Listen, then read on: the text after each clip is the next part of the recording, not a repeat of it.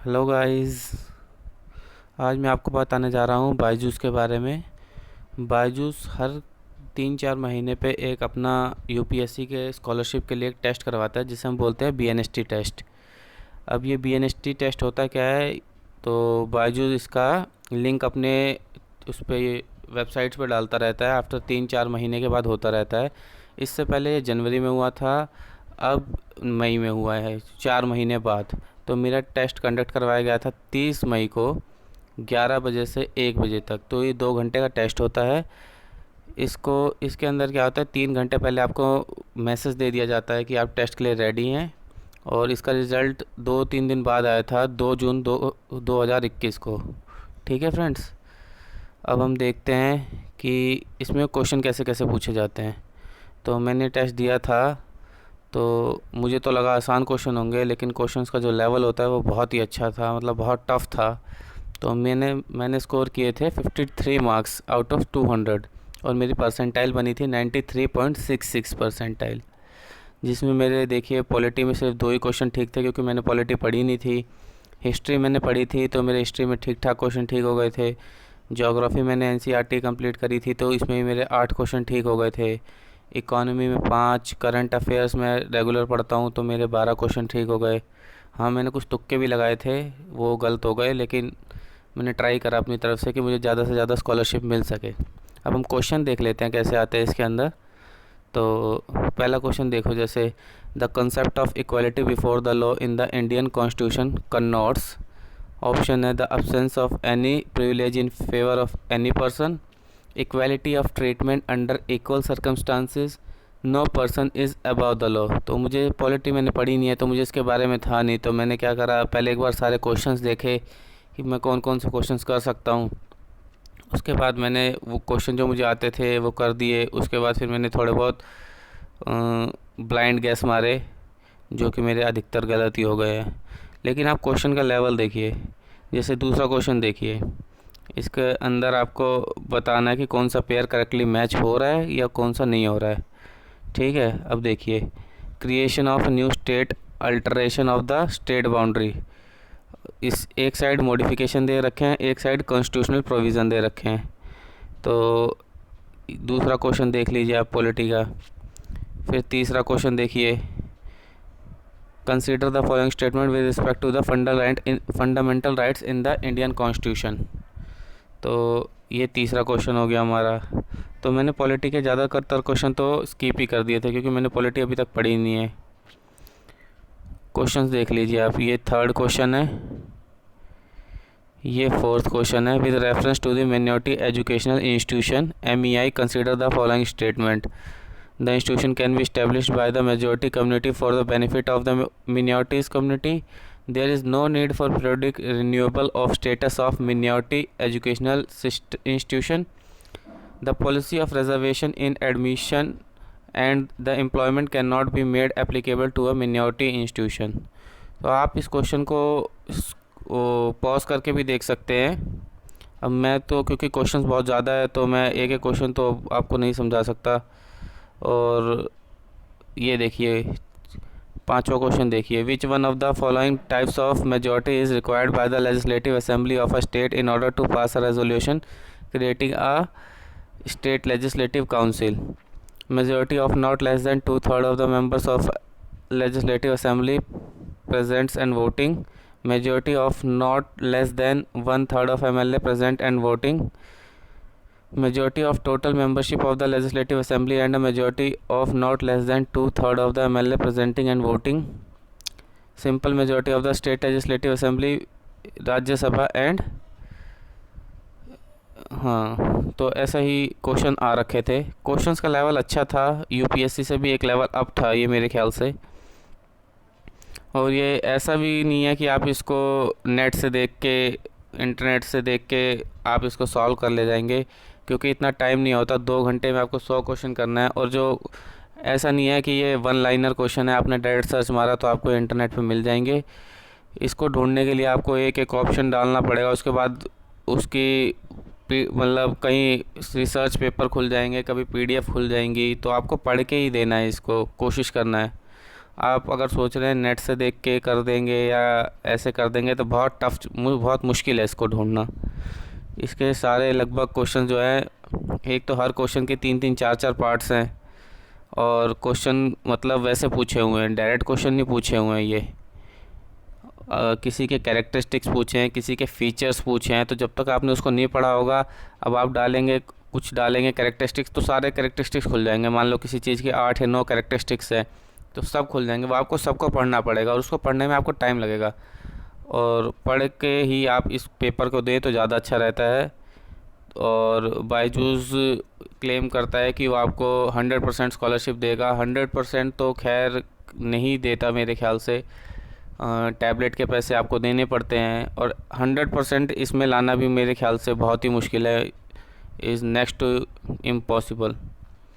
और क्या कहते हैं, हाँ लेकिन बच्चे स्कोर करते हैं, अच्छा खासा स्कोर करते हैं, 99 परसेंटाइल लाते हैं। मतलब परसेंटाइल तो आप ला ही सकते हैं, क्वेश्चन पूरे नहीं सॉल्व करते लेकिन कर सकते हैं, लेकिन आप अच्छी परसेंटाइल ला सकते हैं। मेरा फ्रेंड है, उसको 90% स्कॉलरशिप मिली है, और उसको ये टैबलेट प्लस बायजूस की जो आईएएस की किट है वो लगभग पड़ गई है उसको 27 से 28 हज़ार रुपये की, जिसमें उसको सैमसंग का एक टैब दिया गया है, सैमसंग गैलेक्सी टैब।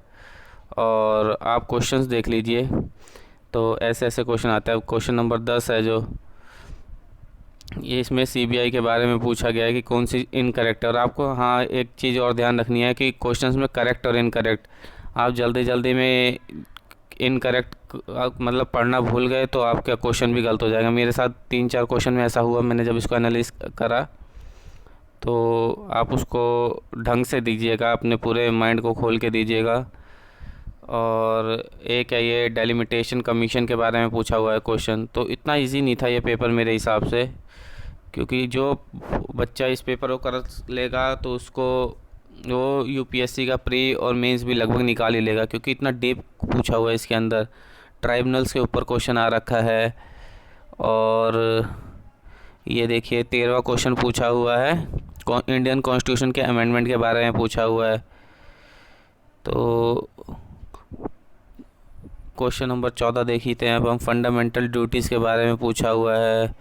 15वां क्वेश्चन पूछा हुआ है, यूपीएससी के बारे में क्वेश्चन आ रखा है।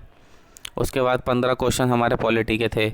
उसके बाद हिस्ट्री चालू हो जाती है, तो हिस्ट्री मैंने पढ़ी हुई है तो मुझे थोड़ा टाइम तो लगा इसमें, लेकिन मैंने क्वेश्चन ठीक ठाक अटैम्प्ट कर दिए थे मेरे हिसाब से। अब इसमें पहला ही क्वेश्चन देखो, रायतवाड़ी सिस्टम के बारे में पूछा हुआ है कि जो central province north west frontier Agra Punjab and Gangetic valley में इसको इंट्रोड्यूस किया गया था। और ये जो क्वेश्चन पेपर है ये दोनों लैंग्वेज में है, बायलैंग्वेज होता है, तो चाहे आप हिंदी में दो चाहे इंग्लिश में दो, उससे आपको कोई ज़्यादा दिक्कत नहीं आएगी। और मैं इसको सजेस्ट करता हूँ कि आप इसको डेस्कटॉप पे दें, या फिर अगर आपके पास पहले ही कोई बड़ा डिवाइस है, टैबलेट, मैकबुक, आप उसमें देने की कोशिश करें, क्योंकि फ़ोन में आपको दिखेगा नहीं जल्दी। इसके जो ऑप्शंस होते हैं वो भी शफल हो जाता है। मेरी गलती भी यही थी कि सबसे पहले मैंने इसको फ़ोन में लॉगिन करा और वहाँ से मुझे देखने में दिक्कत हुई, फिर मैं डेस्कटॉप पे स्विच करने में मुझे बहुत टाइम लग गया, जिससे मेरा लगभग 10 से 15 मिनट वेस्ट हो गए। और अगर आपके पास डेस्कटॉप है तो आप डेस्कटॉप पे या लैपटॉप पे देने की इसको कोशिश कीजिए।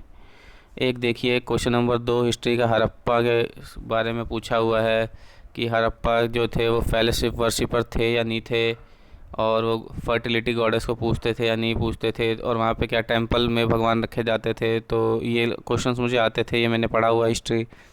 और हिस्ट्री मेरा, मुझे ऐसा लगता है मेरा थोड़ा स्ट्रॉन्ग सब्जेक्ट भी है। उसके बाद तीसरा क्वेश्चन देखिए, भगवतीज़्म के बारे में पूछा हुआ है। ये भगवतीज़्म भी मतलब डीप पूछा हुआ था, लेकिन अगर आपने पढ़ रखा है, आपने मतलब हिस्ट्री को डीपली पढ़ रखा है, तो आप ये क्वेश्चन कर ले जाएंगे। और आपको जब ऑप्शन देखने हैं ना, तो ऑप्शन भी ढंग से देखने हैं। अगर आप ऑप्शन भी देखेंगे तो इसमें से लगभग 8 से 10 क्वेश्चन ऑप्शन से ही कर ले जाएंगे। तो ऑप्शन को बहुत अच्छे तरीके से विजुअलाइज करना है। और क्वेश्चन नंबर 4 देखिए क्या दे रखा है हमें, प्रार्थना समाज के बारे में दे रखा है। तो ये मेरा गलत हो गया, जल्दी जल्दी के चक्कर में मैंने पढ़ा हुआ था प्रार्थना समाज के बारे में। और एक ये देखिए, एक पेंटिंग के बारे में दिया गया था, what happens to the human life after death. ये पेंटिंग कहाँ की है, तो ये क्वेश्चन में हमसे स्किप हो गया था, हमें नहीं पता था ये कहाँ की है, क्योंकि इतना डीप आप, ये तो आपको आर्ट एंड कल्चर जो नितिन सिंघानिया है उसकी बुक में ही मिलेगा, और मैंने अभी इतना वो भी नहीं पढ़ी है डीप में, थोड़ी बहुत तो पढ़ी है लेकिन इतनी डीप में नहीं पढ़ी है। और एक है मोहिनीअट्टम डांस के बारे में कुछ, और 3 ऑप्शन दे रखे थे कि ये स्विंग बॉडी है, एब्रप्ट जग्स और सडन लिप्स होते हैं इसके अंदर। लास्य स्टाइल पूछा, मतलब लास्य स्टाइल से बिलोंग करता है या नहीं। और इसके अंदर 24 हैंड गेस्चर जो होते हैं वो क्या कहते हैं, अडॉप्ट किए जाते हैं हास्ता लाक्षणा दीपिका से। और एक क्वेश्चन है, 7वां क्वेश्चन है इसका, जो साका कैलेंडर से रिलेटेड है, तो ये क्वेश्चन मुझे आता था तो इजीली हो गया था। तो एक क्वेश्चन था, पूछा था सोशल लाइफ ड्यूरिंग वैदिक पीरियड, ये मेरा पता नहीं क्यों गलत हो गया। इसमें नीचे देखिए सॉल्यूशन भी दे रखे हैं, अगर आपको मतलब जब आपका टेस्ट हो जाए तो आप इसको एनालिसिस भी करके देखिए। ये मैं आपको क्वेश्चन इसलिए दे रहा हूँ कि आगे आपको पता रहे कि बायजूस में जो बीएनएसटी टेस्ट है उसमें कैसे क्वेश्चन पूछे जाते हैं। आप अपनी तरफ से थोड़ी बहुत प्रिपरेशन करके चलें। अगर आपने मतलब ऊपर ऊपर से रीडिंग भी कर रखी है तो भी आपके लिए थोड़ा इजी हो जाएगा इसको देना, बजाय आप इंटरनेट से ढूंढ रहे हैं या किसी और से मदद ले रहे हैं, क्योंकि इतनी कम टाइम में पॉसिबल नहीं है कि आप 100 क्वेश्चन और इंटरनेट की मदद से ढूंढ रहे हैं, वो भी एक एक ऑप्शन, मतलब क्वेश्चन तो आपको डालना ही पड़ेगा, साथ के साथ ऑप्शन भी हो सकता है आपको डालना पड़े। और एक और पेंटिंग के बारे में पूछा था 12 मंथ्स, तो ये मैंने पढ़ी थी कांगड़ा स्कूल के बारे में, तो ये मैंने कर दिया था। और एक पूछा था कि जो मौर्यंस का सिस्टम होता है, एस्पोनेस सिस्टम ऑफ मौर्यंस, उसके बारे में पूछा था। ये क्वेश्चन भी ये मैंने किसी मॉक टेस्ट में पढ़ा था तो मुझे वहाँ से मिल गया था ये, मतलब। तो कुछ क्वेश्चन देखिए इसके अंदर इजी भी थे और कुछ टफ भी थे। अब जैसे ये पोट्री और सिविलाइजेशन पूछ रखा था, तो ये क्वेश्चन भी ठीक था, तो मुझे इसमें से 2 ऑप्शन काटने आते थे, तो उस हिसाब से मेरा ये हो गया। मुझे 2 तो नहीं पता था लेकिन 2 तो पता थे इसमें से, तो इस वजह से मेरा ये हो गया।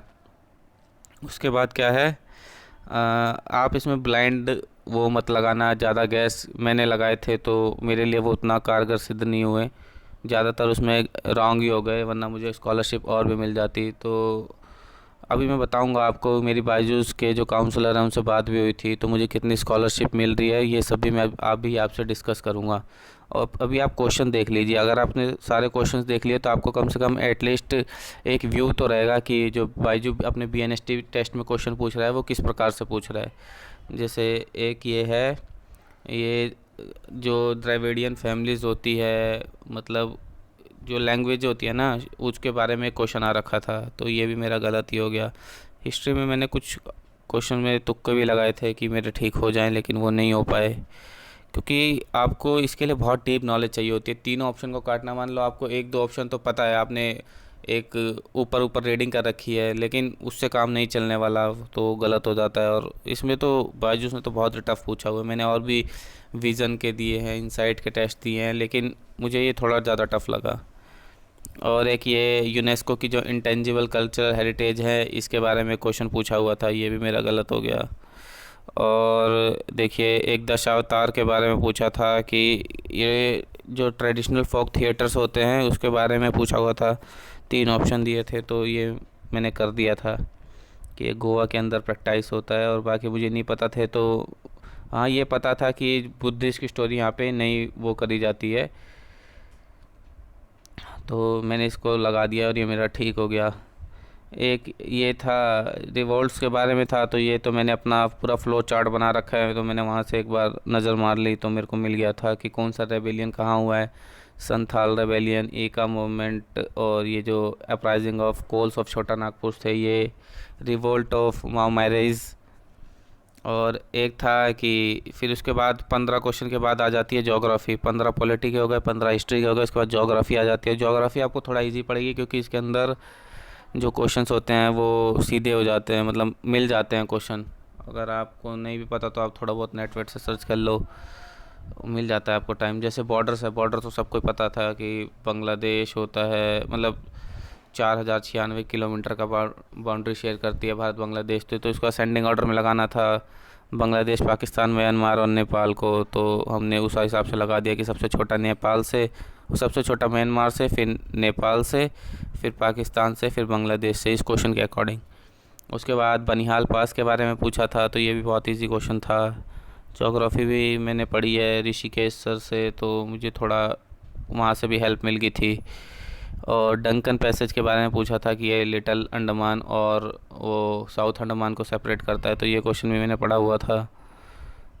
तो एक क्वेश्चन पूछा था एमजेओ के बारे में, मेडन जूलियन ऑसिलेशन, तो ये क्वेश्चन मैंने ध्यान नहीं आ रहा था मुझे ये क्वेश्चन, तो मुझे मेरा गलत हो गया।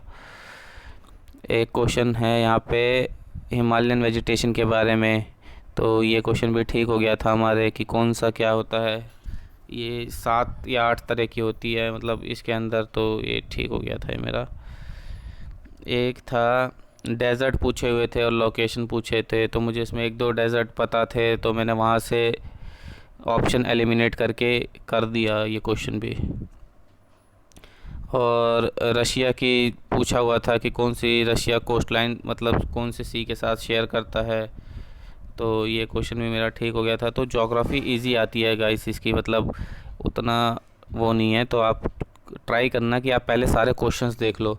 आपका 2 घंटे का टेस्ट होता है, तो आप एक बार एक नज़र सब हर क्वेश्चन पे लगा लो। तो जो पहले इजी हैं उसको आप कर लीजिए अटैम्प्ट, मतलब फर्स्ट गो में आप कम से कम 30 क्वेश्चन के करीब अटैम्प्ट कर लीजिए। जो इजी हैं, जो पढ़ना आसान है, जिस पे ज़्यादा दिमाग नहीं लगाना है, जो आपको आता है वो क्वेश्चंस आप अटैम्प्ट कर लीजिए।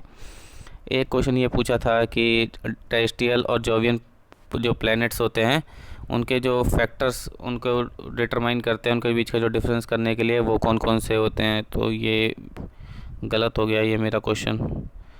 और एक ये था कि अर्थक्वेक के बारे में पूछा था, अर्थक्वेक वेव्स के बारे में, जो एस वेव्स होती है, पी वेव्स होती हैं, और ये सब, ये भी मेरा गलत हो गया क्वेश्चन। और एक क्वेश्चन ये था कि इंट्रूसिव रॉक्स जो होती हैं, cooling of lava into a saucer shaped concave to the sky, तो ये लेपोलिथ होता है, तो ये लगा दिया था मैंने क्वेश्चन। एक ये था कि इसमें के अंदर करेक्ट जो स्टेटमेंट दे रखी थी 3, इसमें से बतानी थी कौन कौन सी ठीक है। तो एल्प्स माउंटेन के बारे में पूछी थी, इंडोनेशियन आर्किपेलागो के बारे में पूछी थी।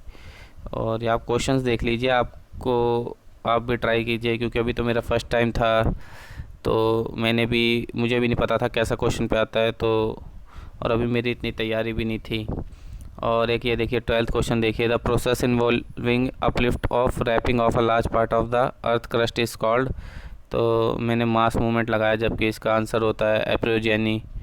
तो क्वेश्चंस तो ठीक थे, लेकिन वही है कि अटेम्प्ट नहीं कर पाया हम उस हिसाब से। और ये देख लीजिए आप 13वां क्वेश्चन देख लीजिए, 14वां भी देख लीजिए, और 15वां क्वेश्चन भी देख लिया। आप इसको वीडियो को पॉज करके भी देख सकते हैं, ये वीडियो मैं आपके लिए डाल रहा हूँ। और फिर उसके बाद 15 क्वेश्चन पॉलिटी, हिस्ट्री, ज्योग्राफी के बाद आ जाता है हमारा इकोनॉमिक्स। तो इकोनॉमिक्स से भी ज़्यादातर क्वेश्चन करंट रिलेट करके और पूछे गए थे ये, जैसे फाइनेंशियल एक्शन टास्क फोर्स के बारे में पूछा हुआ था, ये बीच में आर्टिकल्स में बहुत ज़्यादा दिख रहा था, तो ये क्वेश्चन पूछा गया था। आरसीटी के बारे में पूछा गया था, रैंडमाइज्ड कंट्रोल ट्रायल के बारे में, तो ये तो पढ़ा था मैंने, तो हो गया था मेरा।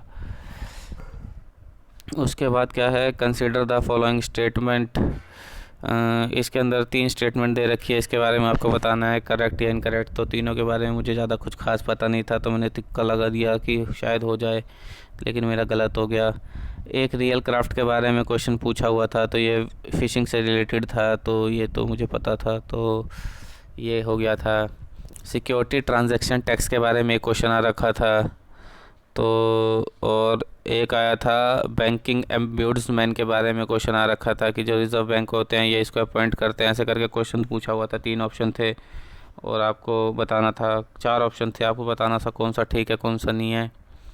एक 7th क्वेश्चन आया था डोमेस्टिक सिस्टमेटिकली इम्पोर्टेंट बैंक्स के बारे में, तो ये क्वेश्चन भी, इसके भी 3 ऑप्शन थे, तो आपको ऑप्शन काटने थे। तो मैंने इकोनॉमिक्स में तो ज़्यादातर तुक्के लगाए थे, क्योंकि मैं जब डेस्कटॉप पे शिफ्ट कर रहा था तो मुझे बहुत टाइम लग गया था, तो मैंने ज्योग्राफी और हिस्ट्री को ज़्यादा टाइम दिया था, साइंस टेक को, करंट अफेयर्स को, इनको ज़्यादा टाइम दिया था। तो मैंने इकोनॉमिक्स सबसे लास्ट में खोली थी।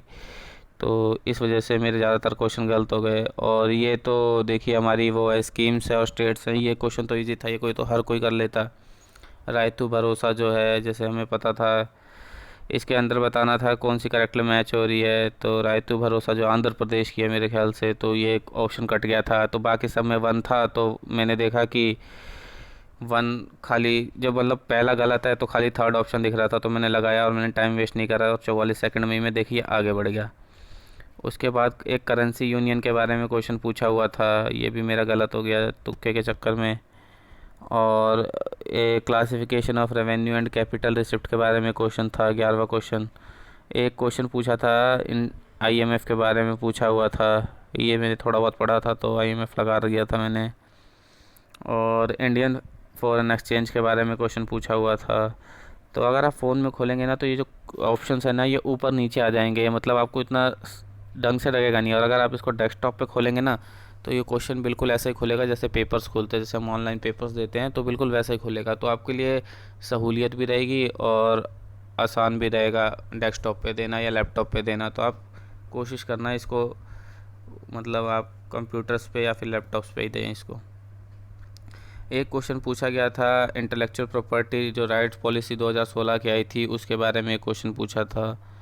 तो इसमें क्या होता है, जो चार चार ऑप्शन आ जाते हैं ना तो आपको चारों के बारे में या तो डीप नॉलेज हो तो आप कर सकते हो। अगर आपको एक भी पता है और तीन नहीं पता है तो आप फिर उसमें गैसिंग लगाने लग जाते हो, और वो ज़्यादातर अगर नहीं कभी कभी ठीक नहीं बैठती। तो ट्राई कीजिए कि आपने जो आता है कोशिश कीजिए आप वही पढ़े, उसके बाद ट्राई कीजिए। उसके बाद एक क्वेश्चन 15वां क्वेश्चन था capital account in India balance of payment account. 3 options दे रखे थे, बताना था कौन सा करेक्ट है कौन सा नहीं है। उसके बाद हम आ जाते हैं सेक्शन 5 पे जो कि है करंट अफेयर्स। तो हमारा क्या हो गया, पहले पॉलिटी आती है, फिर 15 क्वेश्चन, फिर हिस्ट्री के 15 क्वेश्चन, ज्योग्राफी के 15 क्वेश्चन। उसके बाद क्या आते हैं इकोनॉमिक्स के 15 क्वेश्चन। तो 60 क्वेश्चन ही हो गया। अब हमारे करंट अफेयर्स आते हैं। करंट अफेयर्स के क्वेश्चन की जो वो होती है वो बहुत मतलब और सब्जेक्ट के मुकाबले ज़्यादा आती है। अब जैसे क्वेश्चन पूछा है वॉल्फ राइट स्टार्स के बारे में, तो एक क्वेश्चन ये पूछा हुआ था। और दूसरा क्वेश्चन देखिए पूछा था लिक्विडिटी ट्रैप के बारे में। तो इसके अंदर तो लगभग सब कुछ था, मतलब करंट अफेयर्स अच्छे खासे पूछे हुए थे, अच्छे लेवल के। एक पूछा हुआ था नेशनल अप्रेंटिसशिप ट्रेनिंग स्कीम के बारे में। और चौथा क्वेश्चन देखिए, आप इस वीडियो को पॉज करके भी क्वेश्चन को अच्छे से पढ़ के उसके बाद आगे बढ़ सकते हैं। और गाइस वीडियो देखना क्योंकि मैं आपकी हेल्प कर रहा हूँ और सही रहेगा, ये आपके बीएनएसटी टेस्ट के लिए बहुत फ़ायदेमंद रहेगा।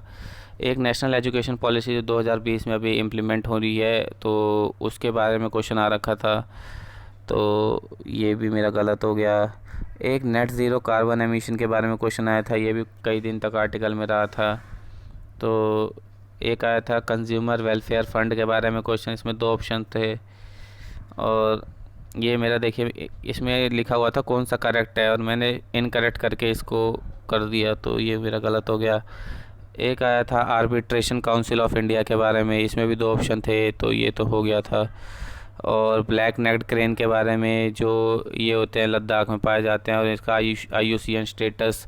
तो आप मतलब जितने भी ये जो स्पीसीज़ होती है इनका IUCN स्टेटस अपनी करंट अफेयर की कॉपी में लिख लीजिए। तो मैंने लिख रखा था तो मुझे वहाँ से मिल गया, मैंने तुरंत कॉपी खोल के देख लिया कि क्या है इसका स्टेटस। एक पूछा हुआ है कि जो नेग्लेक्टेड ट्रॉपिकल डिजीज़ होती है उसको WHO मतलब कौन कौन सी ऐसी डिजीज़ है जिसको WHO ने रिकॉग्नाइज़ कर रखी है। और एक क्वेश्चन पूछा हुआ है प्रधानमंत्री जन आरोग्य योजना के बारे में, ये क्वेश्चन भी आता था मुझे तो हो गया था। और एक क्वेश्चन पूछा हुआ है NCAVS के बारे में, जो natural capital accounting and valuation of the ecosystem services होती है इंडियन फॉरम 2021 की, तो उसके बारे में क्वेश्चन आ रखा था, ये गलत हो गया। और एक आ रखा है जो हमारा अभी जम्मू एंड कश्मीर जो यूनियन टेरिटरी जो reorganisation adaptation of a central laws हुआ है थर्ड ऑर्डर उसका, उसके बारे में आ रखा था। 3 ऑप्शन दे रखे थे, बताना था कौन सा सही है कौन सा नहीं है। एक क्वेश्चन आ रखा था DCGI के बारे में, तो ये किसके अंडर कंट्रोल करती है, तो हेल्थ एंड फैमिली वेलफेयर के अंदर। देखिए 14th क्वेश्चन देखिए, ग्लोबल इनोवेशन इंडेक्स है जो 2020 का, उसके बारे में क्वेश्चन आ रखा है। और एक आ रखा है रेड सेंटर्स के बारे में, जो रेड सेंटर्स न्यूज़ के अंदर देखने को मिला था, तो वो क्या है। एक क्वेश्चन आ रखा है देखिए शार्क्स के बारे में, जो वेल शार्क्स होती हैं उसके बारे में क्वेश्चन आ रखा था, तो ये भी क्वेश्चन भी ठीक था। अब कुछ टाउन सिटीज़ दे रखी है और कंट्री दे रखी है, तो ये क्वेश्चन भी इजी था, क्योंकि सबको पता है कि जो है इसके अंदर ये बताना था कौन सा इनकरेक्ट मैच है। तो हमें पता ही है कतर, दोहा जो है कतर के अंदर है और साना येमेन के अंदर है, तो ऑप्शन एलिमिनेट करके भी ये क्वेश्चन हो जाते हैं। आपको पता है कि पहला ठीक है, तो डी ऑप्शन आप ऐसे एलिमिनेट कर दो। और तीसरा तो यार तो आपको आता हो तो ठीक है, नहीं तो आप कहीं से गूगल या वगैरह कर लो, आपके लिए इजी पड़ेगा। उसके बाद एक क्वेश्चन आया था लेथरबैक टर्टल के बारे में, जो जायंट लेथरबैक टर्टल है, ये भी न्यूज़ में है, तो मैंने पहले ध्यान नहीं दिया। उसके बाद फिर ये क्वेश्चन भी लगभग मेरा गलत ही हो गया। एक संदेश ऐप आया था, ये तो सबको ही पता होगा, इसकी बहुत ज़्यादा हाइप भी हुई थी कि ये एक इंस्टेंट मैसेजिंग प्लेटफॉर्म है इंडिया का। एक आया था कारलापट वाइल्ड लाइफ सेंचुरी, तो ये भी नोट्स में देख लिया था मैंने, मुझे मिल गया था, तो इजी हो गया। एक डीप टेक्नोलॉजी के बारे में आया था, डीप टेक्नोलॉजी से लेके, तो इसके बारे में आपको देखो या तो सब ऑप्शन पता हो, नहीं पता तो फिर आप नहीं कर पाएंगे क्वेश्चन। एक परख जो है performance asset review and analysis of knowledge of for holistic development, इसके बारे में क्वेश्चन आया हुआ था। तो एक आया था स्टारडस्ट 1.0 के बारे में क्वेश्चन। एक आया था ट्राई फूड पार्क कहाँ का है, तो ये मेरा गलत हो गया। एक आया था NIXI जो होता है national internet exchange of India, जो उसके बारे में क्वेश्चन आया था, ये मैंने स्किप कर दिया था।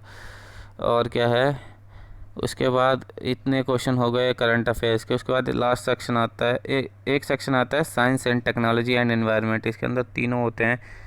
तो इन्वायरमेंट भी साइंस एंड टेक के साथ दे रखा है। तो देखिए जैसे एक आ रखा है हिस्टामिन को लेके कि ये क्या होती है, मसल्स को कॉन्ट्रैक्ट करती है, ब्रोंकी एंड गट्स, तो ये देख लेते हैं क्वेश्चन आप वीडियो को पॉज करके।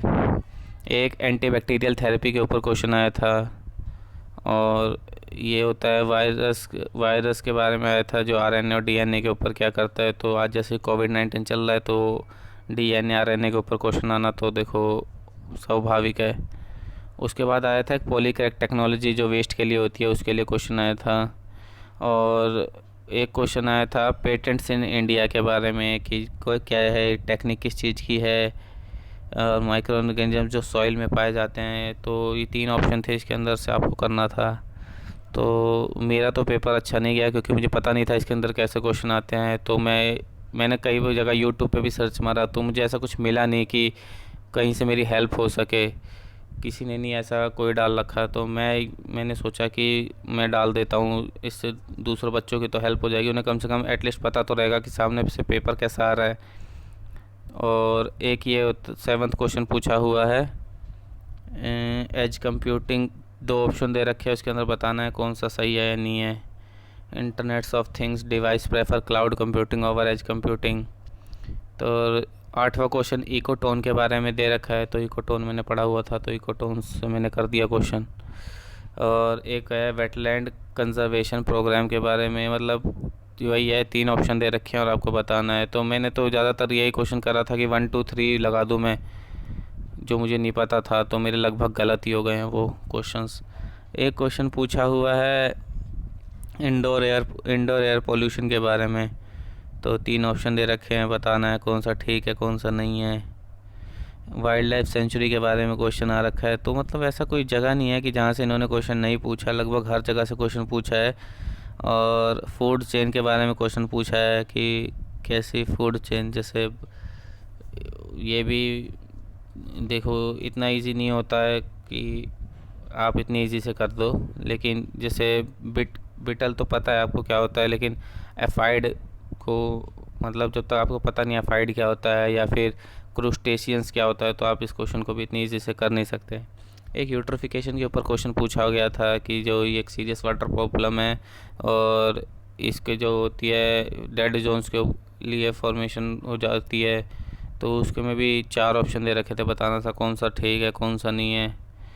तो ये भी मेरा गलत हो गया था। एक पूछा गया था क्लीन कोल टेक्नोलॉजी के बारे में, क्लीन कोल टेक्नोलॉजी से एक क्वेश्चन आ रखा था। एक आ रखा था बायोडाइवर्सिटी फिनांस इनिशिएटिव्स के बारे में क्वेश्चन। तो यही क्वेश्चन थे, ठीक है।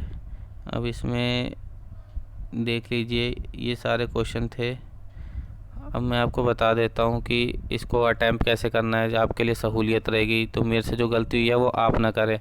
आप पहली बात तो आप इसको डेस्कटॉप पे या लैपटॉप पे लॉगिन कीजिए और इसको टाइम से लॉगिन कर लीजिए। 3 घंटे पहले आपके पास बायजू की तरफ से कंफर्मेशन कॉल आएगी, आपकी अटेंडेंस ली जाएगी और एक मैसेज आएगा। तो आप इसको 11:58 पे आप BNST बायजूस पे जाके लॉगिन कर लीजिए। अपना आईडी अपना फ़ोन नंबर डाल दीजिए और पासवर्ड आपके मेल पे आ रखा है या मैसेज पे आ जाएगा। तो आप वहाँ से अपना पासवर्ड मतलब इसके अंदर डाल दीजिए और लॉगिन कर लीजिए। उसके बाद करेक्ट 11 बजे आपका ये खुल जाएगा, क्या कहते हैं, टेस्ट खुल जाएगा। और आप टेस्ट खोलिए और उसके बाद आप टेस्ट खोलते ही ना कोशिश कीजिए जो आपके 1 वर्ड के हो, मतलब जो डायरेक्ट क्वेश्चन पूछे गए हुए हैं उसको आप करने की कोशिश कीजिए। जब आप वो क्वेश्चन कर लीजिए उसके बाद आप ट्राई कीजिए फिर जो आपका स्ट्रॉन्ग पॉइंट है, जैसे हिस्ट्री है, पॉलिटी है, कईयों का पॉलिटी होता है, कईयों का हिस्ट्री होता है, तो आप उसको कीजिए। और उसके बाद आप अपना बेस्ट दे दीजिए, मतलब 1.5 घंटे में आप जो आपको आता है वो कर लीजिए। उसके बाद जो आपको नहीं आता आप थोड़ा गूगल की हेल्प कर लीजिए। आप डायरेक्ट वेब सर्च कर सकते हैं, तो इसमें कोई ज़्यादा दिक्कत होती नहीं है। हाँ ये है, लेकिन ऑप्शंस बहुत ज़्यादा है तो आप इतनी जल्दी उसको कर नहीं सकते हैं। तो देख लीजिए, मेरा यही सब था रिज़ल्ट। साइंस एंड टेक में 15 क्वेश्चन आते हैं, मेरे 5 ठीक हुए, 10 गलत हुए क्योंकि मैंने तुक्के ज़्यादा लगा दिए। करंट अफेयर्स में लगभग 25 क्वेश्चन आते हैं, तो 12 ठीक 12 गलत, एक अटैम्प्ट। इकॉनमी में भी 15 क्वेश्चन आते हैं, 5 ही ठीक कर पाया मैं। ज्योग्राफी में 8 ठीक कर पाया। हिस्ट्री में 9 ठीक कर पाया 15 में से। पॉलिटी मैंने पढ़ी नहीं है तो मेरे सिर्फ 2 ही क्वेश्चन ठीक हो पाए। तो ये सब था BNST IS जो बायजूस कंडक्ट करवाता है। अब मैं कोर्स के बारे में आपको डिटेल्स बता देता हूँ कि कोर्स क्या है, क्या मतलब कैसे आपको मिलेगा ये।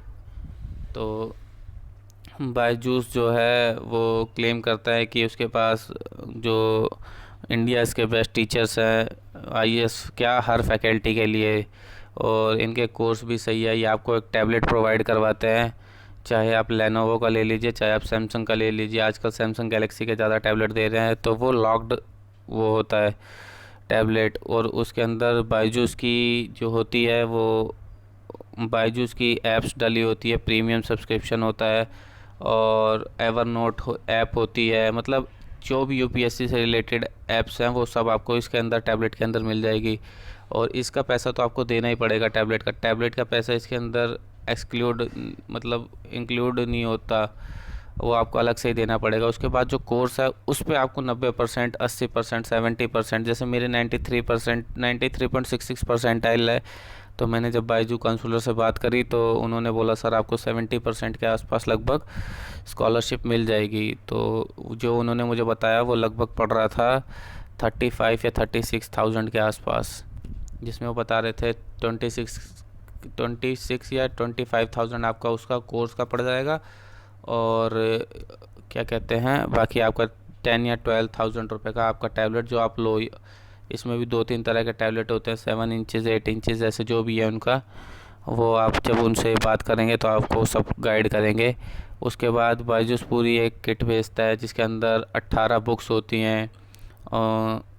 कुछ तो डायरेक्ट पब्लिकेशन होती है जैसे लक्ष्मीकांत होती है, लेकिन उसके अंदर भी एडिट्स होते हैं, उसका जो पेपर है क्वालिटी सही है।